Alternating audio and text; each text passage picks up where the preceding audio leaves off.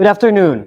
Two pilots were killed after a Philippine Navy helicopter crashed near Cavite City Public Market on Thursday morning, April 11.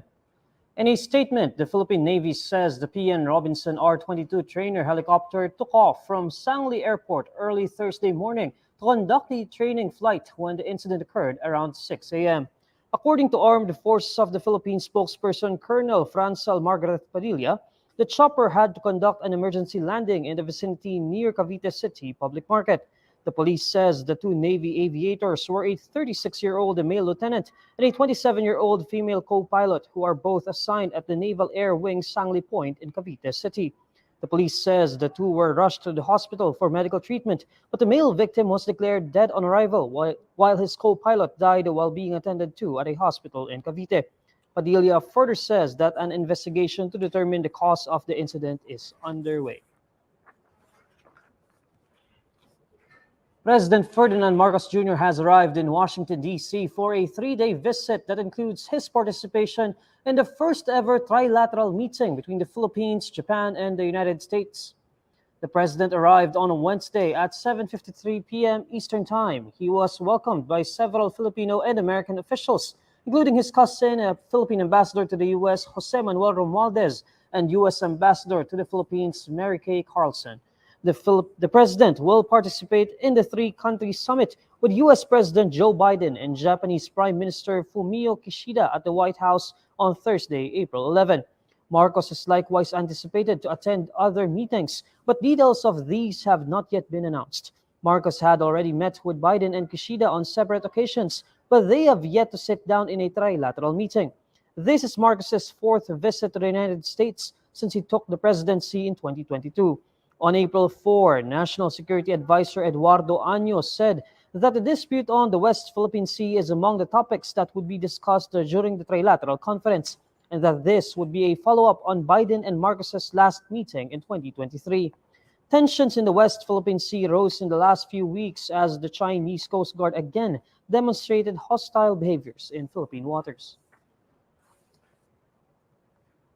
A senior U.S. official says there is no reason for China to overreact to the quadrilateral exercises conducted by the United States, Philippines, Japan, and Australia because it was conducted on free waters. In a press briefing in Washington, D.C., U.S. National Security Council Coordinator for Strategic Communications, John Kirby, acknowledges that the recent joint patrols came after rising tensions in the West Philippine Sea.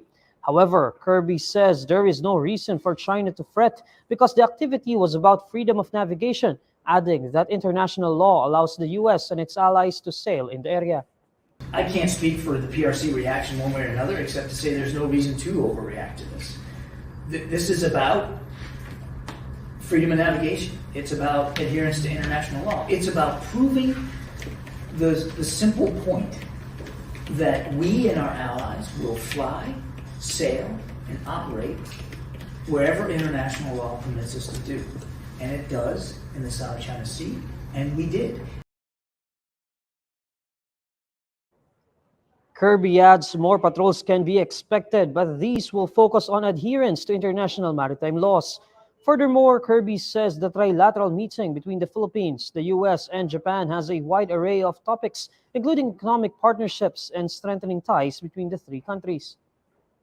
But what we're really after in tomorrow's meeting, both bilaterally and trilaterally, is deepening our partnerships for the good of the partnerships, for the good of the American people, the Japanese people, and certainly the Philippine people. It is not just, and you shouldn't take away from it, that these discussions are just all about China or all about how to counter their growing aggressiveness. Kirby adds that the leaders will announce key investments after their meeting as proof that the discussions go beyond security issues. The Chinese embassy in Manila claims that an invisible hand was poisoning China's relations with the Philippines, even as it denies Beijing is undertaking illicit military-related activities amid escalating tension in the West Philippine Sea. In a statement, the Chinese embassy says that there seems to be what it calls an invisible hand disseminating disinformation about Beijing that is hyping up maritime disputes between the Philippines and China. It also states that this is aimed at poisoning the atmosphere between China and the Philippines and disrupting their development.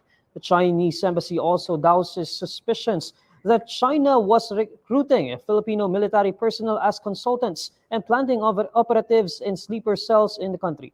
Meanwhile, the Department of National Defense previously ordered the Armed Forces of the Philippines to investigate a reported online recruitment of Filipino military personnel as part-time military consultants. The website handling the recruitment was reportedly traced to China. Here's the latest roundup of today's top stories. 2 Navy pilots killed after a Philippine Navy helicopter crashed near Cavite City Public Market. President Marcos arrives in Washington, D.C. for Philippines-Japan-U.S. Summit. And President Marcos prohibits government officials and personnel from using sirens and blinkers. These are the stories you need to know today. I'm Neil Mercado, following INQUIRER.net on Facebook, X, YouTube, TikTok, Instagram, and Reddit. For more stories, visit INQUIRER.net. Good afternoon.